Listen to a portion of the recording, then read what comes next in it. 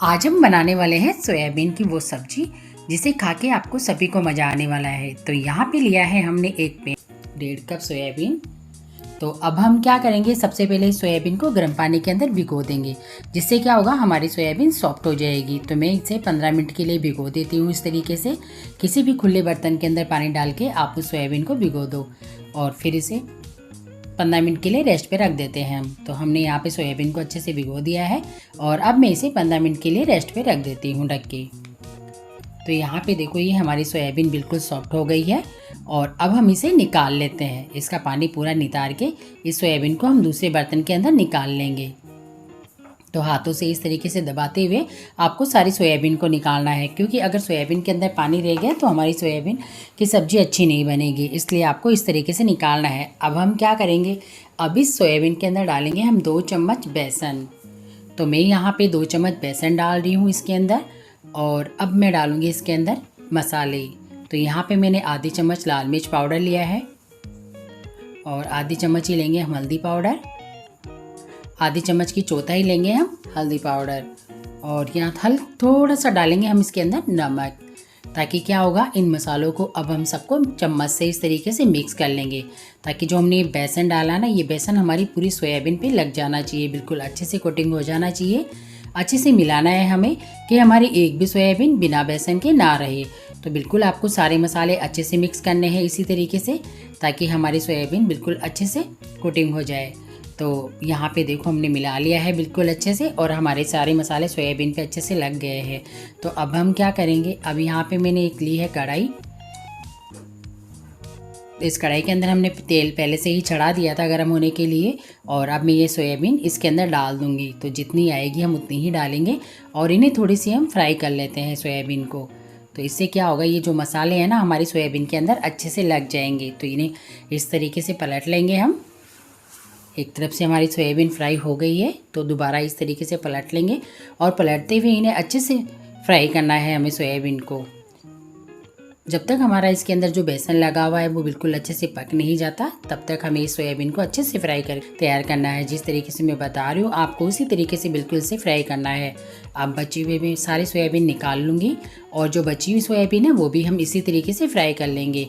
आपको ये सोयाबीन की सब्ज़ी बहुत ही मज़ेदार लगने वाली है। अगर आपने आज से पहले ये सब्ज़ी नहीं बनाई तो यकीन मानिए, तो अगर आपने एक बार इस तरीके से सब्ज़ी बना ली तो आप सारे तरीके भूल जाएंगे और इसी तरीके से सोयाबीन की सब्ज़ी बना के खाएंगे हमेशा। और आपको हमेशा इसी तरीके से बनानी पड़ेगी, क्योंकि ये सब्ज़ी इतनी मस्त और इतनी ज़बरदस्त लगती है और इतनी शानदार बनती है कि हम सारे तरीके नहीं अपनाएंगे, यही तरीका अपनाने वाले हैं। तो अब यहाँ पे देखो, हमारी बची हुई सोयाबीन थी वो भी हमने अच्छे से फ्राई कर ली है।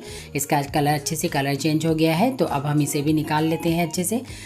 निकाल के हम दूसरे बर्तन में, उसी बर्तन में हम सारी सोयाबीन को निकाल के डाल लेंगे। आपने देखा हमने सोयाबीन को बिल्कुल अच्छे से फ्राई किया है।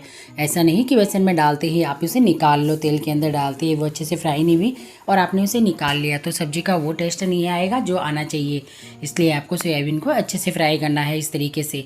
बिल्कुल कैसे मैं बता रही हूँ, आप उन्हीं को फॉलो करके अगर बनाएंगे तो आपकी सब्ज़ी भी उस इतनी ही मज़ेदार बनेगी जिस तरीके से मैं बना रही हूँ। तो यहाँ पे हमारी ये सोयाबीन निकल के तैयार हो गई है। तो अब यहाँ पे हमने हमारी सोयाबीन को पूरी निकाल लिया है अच्छे से। और अब हम क्या करेंगे कि हम सब्जी के लेंगे कुछ थोड़े से साबुत मसाले लेंगे, प्याज और लहसुन, ये हमने साबुत ही लिया है। तो ये भी हम तेल के अंदर थोड़ा सा फ्राई कर लेते हैं।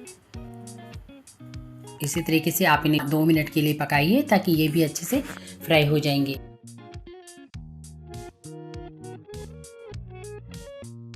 तो दूसरा बर्तन नहीं लेना पड़ेगा और ये हमारे साबुत मसाले भी फ्राई हो जाएंगे इसके अंदर, ना आपको प्याज को काटना पड़ा ना कुछ और। अब यहाँ पे लिए हैं मैंने थोड़े से साबुत मसाले, जिसके अंदर मैंने 1 चम्मच धनिया पाउडर लिया है, 2 छोटी इलायची लिए, 15 से 20 काली मिर्ची लिए, 5-6 लौंग लिया है, 2 दालचीनी के टुकड़े और 1 तेज़पत्ता लिया है। तो सबसे पहले मैं क्या करूँगी, हमारे जो मसाले हैं उन्हें कूट लूँगी अच्छे से।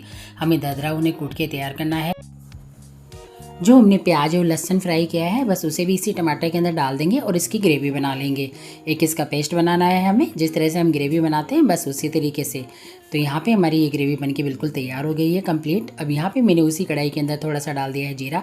हमने इसका थोड़ा सा तेल निकाल लिया है बचा हुआ और थोड़ा सा तेल हमने इसके अंदर रखा है और एक डाल दिया हमने तेज़पत्ता और यहाँ पे डाली हमने थोड़ी सी हींग। इससे क्या होगा, हमारी सब्ज़ी का टेस्ट और फ्लेवर दोनों बहुत अच्छे आएंगे। और यहाँ पे मैंने 3 हरी मिर्ची ली थी, वो भी मैंने इसी के अंदर डाल दी है।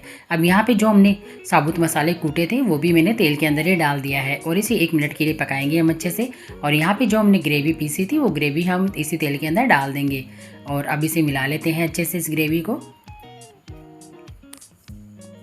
और अब हम इसके अंदर डाल देंगे थोड़ा सा पानी। यहाँ पे मैं डाल देती हूँ सबसे पहले हमारे मसाले। तो यहाँ पे मैंने 1 चम्मच लाल मिर्च पाउडर डाल दिया है। हमारे जो सब्जी के मसाले वो सब डाल देते हैं हम यहाँ पे। और यहाँ पे डाल देते हैं हम आधी चम्मच हल्दी पाउडर। यहाँ पे लिया है मैंने आधी चम्मच जीरा पाउडर। स्वाद अनुसार डाल देंगे हम थोड़ा सा नमक। अब हमें इसमें और कुछ ऐड नहीं करना क्योंकि हमने सारे मसाले ले लिए हैं, ग्रेवी के साबुत मसाले। तो यहाँ पे सारे मसालों को हम अच्छे से मिक्स कर लेंगे और अब हम इन मसालों को अच्छे से पका लेंगे। अब मैं इसके अंदर थोड़ा सा डालूंगी पानी। उसी जार से जिसमें हमने ग्रेवी बनाया था उसी जार में से मैंने थोड़ा पानी लेके उसे हिला के इसमें पानी डाल दिया है और हमारे सारे मसाले पका लेते हैं। तो अभी इन्हें ढक के पका लेते हैं हमारे मसालों को। तो यहाँ पे हमारे मसाले पक चुके हैं अच्छे से, हमने सारी ग्रेवी को पका लिया है और इसे हिला लेते हैं हम अच्छे से। और अब हमने जो सोयाबीन फ्राई करी थी वो सोयाबीन इसके अंदर डाल देंगे और सारे मसाले के अंदर हमारे मिला लेंगे, बिल्कुल अच्छे से मिलाना है हमें। और अब हम इसके अंदर डाल देते हैं पानी। इसके अंदर आपको गर्म पानी ही डालना है, ठंडा पानी नहीं डालना। आपको जिस तरीके से तरी बनानी हो सब्जी के अंदर उस तरीके से ले सकते हैं। अब यहाँ पे मैं इतना ले रही हूँ ताकि हमारी सब्ज़ी अच्छे से पक जाए बिल्कुल और हमारी ग्रेवी भी बिल्कुल गाढ़ी बन के तैयार हो। तो आपको इतना ही लेना है सब्ज़ी के अंदर जिस तरीके से मैं बना रही हूँ। अगर उन्हीं स्टेपों को फॉलो करके बनाएंगे तो आपकी सब्ज़ी बहुत ही मज़ेदार बनेगी। तो यहाँ पे देखो ये सब्ज़ी हमारी बिल्कुल अच्छे से पक चुकी है और हमारी सब्ज़ी ग्रेवी वाली सब्ज़ी बन के तैयार हो गई है। तो यहाँ पर मैंने इसे 2 मिनट के लिए ढक के पकाया था। तो ये हमारी सब्ज़ी बिल्कुल कंप्लीट तैयार हो गई है और बहुत ही मज़ेदार और शानदार वाली सब्ज़ी बन के तैयार हो गई है। तो अगर आपको मेरा वीडियो पसंद आए हो तो प्लीज़ मेरे चैनल को सब्सक्राइब जरूर करें और मुझे कमेंट बॉक्स में कमेंट करके ज़रूर बताएं कि आपको ये मेरी रेसिपी कैसी लगी। और अगर आप मेरे चैनल पर नए हो तो प्लीज़ मुझे सब्सक्राइब जरूर करें और आपको मेरे इसी तरह के मज़ेदार वीडियो देखने के लिए मेरे चैनल को लाइक और शेयर करना ना भूलें। तो ये हमारे ग्रेवी वाली सब्ज़ी बनके तैयार हो गई है। इस पर डाल देते हैं हम थोड़ा सा हरा धनिया। इससे क्या होगा, हमारी सब्ज़ी का टेस्ट थोड़ा और अच्छा हो जाएगा। और अगर हम इस सब्ज़ी को 10 मिनट के लिए रख देंगे तो हमारी ग्रेवी बहुत गाढ़ी हो जाएगी क्योंकि अभी हमारी सब्ज़ी बहुत गरम गरम है। आपको पता है अगर हम ग्रेवी वाली सब्ज़ी बनाते हैं और उसे थोड़ी देर के लिए भी रख देते हैं तो जैसे जैसे वो सब्ज़ी ठंडी होती है वैसे वो ग्रेवी गाढ़ी हो जाती है। तो हमने इस तरीके का इसमें सब्ज़ी के अंदर इस तरीके का झोल किया है कि जब हम इसे रखेंगे तो थोड़ी और गाढ़ी हो जाएगी। तो यहाँ पे हमारी सब्ज़ी बिल्कुल कंप्लीट बन के तैयार हो गई है। तो आपको कैसी लगी प्लीज़ मुझे कमेंट में ज़रूर बताएं, लेकिन आप एक बार इसे ज़रूर ट्राई करें। तो जो स्टेपें मैंने आपको बताई है आप 3 स्टेप बिल्कुल फॉलो करें ताकि आपकी सब्ज़ी भी इसी तरह की मज़ेदार बने।